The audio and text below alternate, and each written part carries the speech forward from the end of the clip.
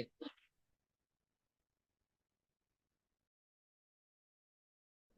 Assalamualaikum warahmatullahi wabarakatuh. Selamat pagi, kami dari kelompok 2. Pada pagi hari ini kita akan mempresentasikan hasil kinerja kami dalam makalah dengan judul Dua Sisi Penggunaan Antibiotik, Manfaat dan Ancaman Resistensi. Sebelumnya, perkenalkan kami dari kelompok 2 tim di biologi. Perkenalkan untuk saya sendiri yakni Rozan Zaman dengan NRP 5001241026 dari Departemen Fisika. Saya Bilkis Ramadhani dan NRP 5001241076 dari Departemen Fisika. Perkenalkan, nama saya Muhammad Zain Hakani dengan NRP 5001241086 dari Departemen Fisika. Saya Farah Miswa dengan NRP 500124106 dari Departemen Fisika. Perkenalkan, nama saya Julius Abram Samudra dari Departemen Fisika dengan NRP 5001241116. Perkenalkan, saya Siska Pradana dengan NRP 5004241022 dari Departemen Kimia. Perkenalkan, saya Alivia Roini Dewi dengan NRP 500-241052 dari Departemen Kimia. Perkenalkan, saya Cucu Cutnia Dewi, NRP 500424112 dari Departemen Kimia. Perkenalkan, saya Juliana Amelia Rohma dengan NRP 50005241019 dari Departemen Biologi. Perkenalkan, saya Dini Mutiara, NRP 5005241039 dari Departemen Biologi. Dan yang terakhir, perkenalkan nama saya Wira Ayu Lukmana dengan NRP 5005241069 dari Biologi.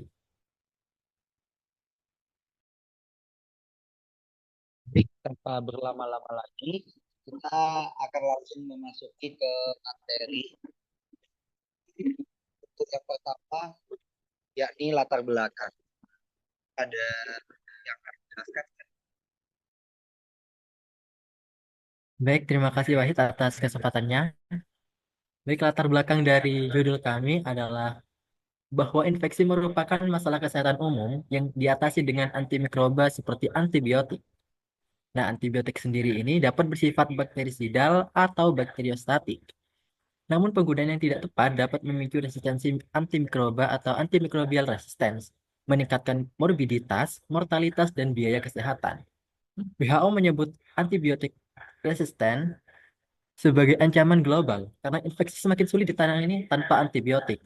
Untuk mencegah resistensi, kampanye penggunaan antibiotik secara tepat terus digalakkan, menekankan pentingnya dosis dan durasi pemakaian yang sesuai.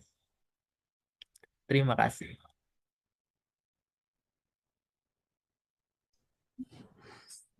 Baik, untuk selanjutnya saya akan menjelaskan tujuan. Yang pertama adalah mengetahui manfaat utama dan pro kontra penggunaan. Antibiotik merupakan salah satu penemuan terbesar dalam dunia kedokteran yang telah menyelamatkan jutaan nyawa. Namun di balik manfaat utamanya sebagai obat untuk mengatasi infeksi bakteri, penggunaan antibiotik juga memiliki resiko dan tantangan. Yang kedua adalah mengetahui mekanisme antibiotik mengatasi infeksi. Antibiotik bekerja dengan cara spesifik untuk melawan bakteri, seperti menghambat pertumbuhan dinding sel bakteri atau mengganggu proses metabolisme mereka. Pemahaman tentang mekanisme antibiotik dapat membantu kita memahami mengapa obat ini efektif untuk infeksi tertentu dan tidak untuk yang lain. Yang ketiga adalah mengetahui faktor yang menyebabkan resistensi antibiotik. Salah satu tantangan terbesar yang dihadapi dalam dunia medis saat ini adalah resistensi antibiotik. Faktor-faktor seperti penggunaan antibiotik yang berlebihan, tidak tetap sasaran, atau penghentian pengobatan sebelum waktunya menjadi penyebab utamanya. Kemudian yang keempat adalah mengetahui penggunaan antibiotik yang bijak. Agar antibiotik tetap efektif di masa depan, penting bagi kita untuk memahami cara penggunaan secara bijak. Hal ini juga mencakup tentang penekanan pada penggunaan resep sesuai dokter, menyelesaikan pengobatan hingga tuntas, dan juga menghindari penggunaan tanpa indikasi medis yang jelas. Terima kasih.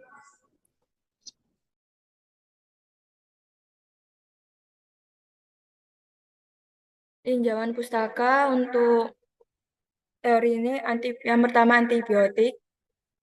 Antibiotik adalah senyawa kimia yang dihasilkan oleh mikroorganisme atau secara sistetik digunakan untuk membunuh atau menghambat pertumbuhan bakteri dengan toksisitas yang relatif kecil bagi manusia.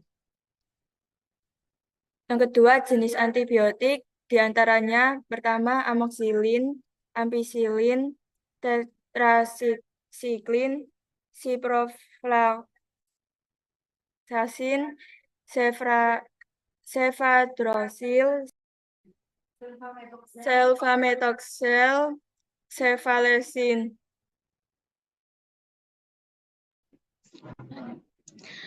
Yang selanjutnya yaitu ada faktor pendukung terjadinya resistensi mikroba terhadap antibiotik.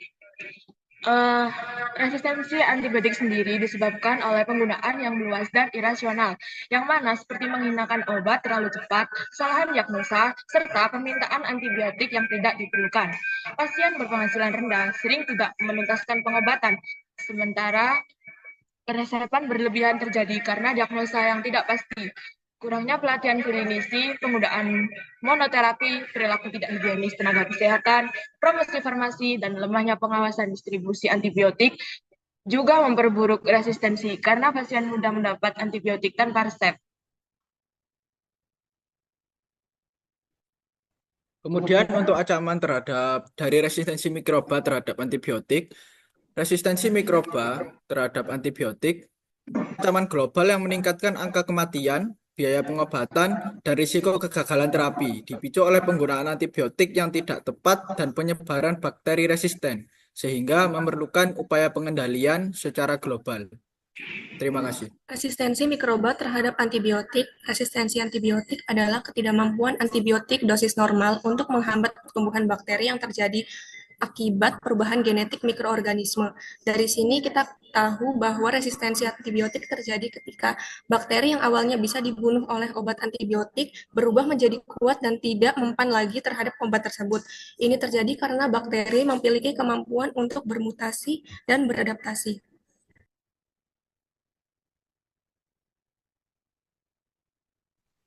Metodologi sendiri didilai dari variabel bebas yang meliputi A. Penggunaan antibiotik, yaitu antibiotik memainkan peran penting dalam dunia medis, terutama dalam pengobatan infeksi bakteri yang serius.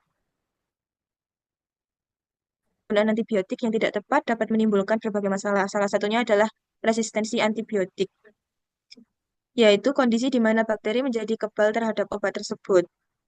Akibat dari resistensi ini, antibiotik yang sebelumnya efektif dalam mengatasi infeksi tidak lagi mampu membunuh bakteri, sehingga pengobatan menjadi kurang efektif. Untuk yang B, jenis-jenis antibiotik.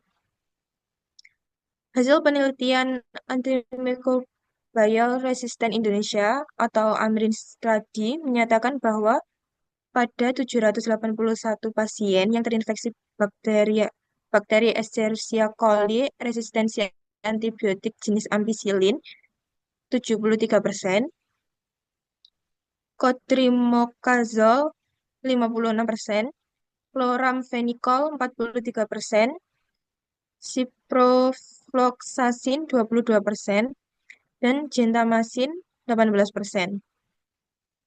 Resistensi antibiotik ini perlu menjadi perhatian serius oleh dinas-dinas terkait dan pemerhati kesehatan agar infeksi bakteri tidak semakin menyebar.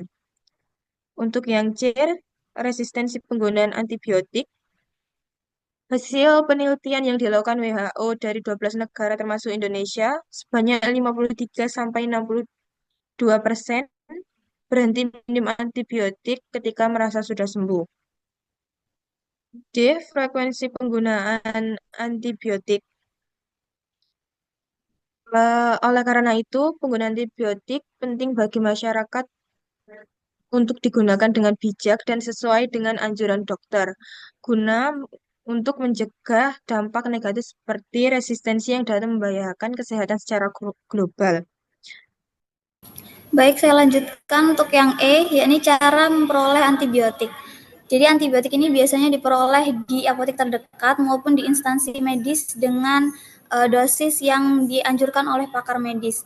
Kemudian yang F adalah alasan menggunakan antibiotik. Biasanya masyarakat ini menggunakan antibiotik untuk menangani luka-luka kecil ataupun sakit-sakit ringan seperti sakit gigi maupun sakit kepala.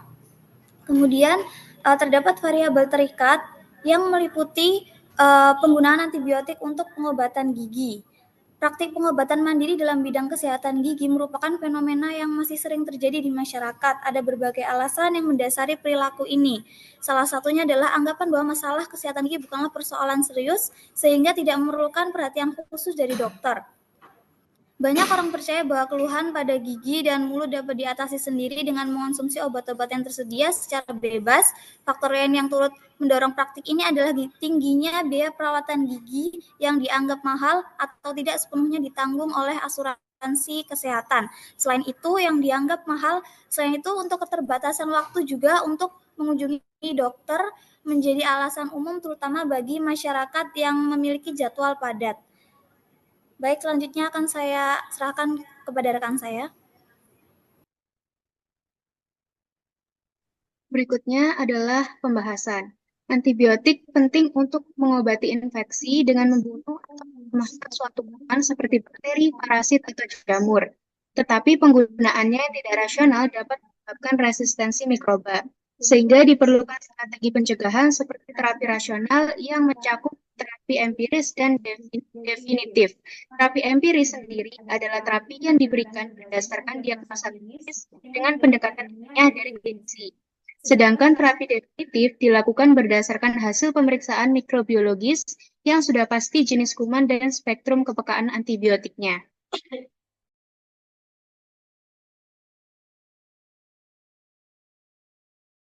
Baik, sehingga berdasarkan makalah di atas dapat disimpulkan bahwa resistensi mikroba terhadap antibiotik merupakan masalah serius yang berdampak luas, baik pada kesehatan, ekonomi maupun sosial. Nah, penyebab utama resistensi adalah penggunaan antibiotik yang tidak tepat, seperti pemilihan obat yang keliru, dosis yang tidak sesuai, dan lain sebagainya. Fenomena ini awalnya banyak terjadi di rumah sakit, akan tetapi kini meluas ke masyarakat, termasuk pada bakteri seperti Streptococcus pneumoniae, dan lain sebagainya. Untuk mengatasi hal ini, strategi utama yang harus dilakukan adalah penggunaan antibiotik secara rasional, yakni dengan memastikan bahwa pemberian antibiotik sesuai dengan indikasi, jenis obat yang tepat, dosis yang benar, dan mempertimbangkan efek sampingnya. Pengelolaan terapi antibiotik dibedakan menjadi terapi empiris yang didasarkan pada diagnosis klinis dan terapi definitif yang mengacu pada hasil pemeriksaan mikrobiologi. Penerapan langkah ini sangat penting untuk mencegah penyebaran resistensi, terutama pada kasus infeksi serius seperti sepsis, meningitis bakteri, dan demam neutropenia. Dengan pendekatan yang tepat, resistensi mikroba dapat diminimalkan.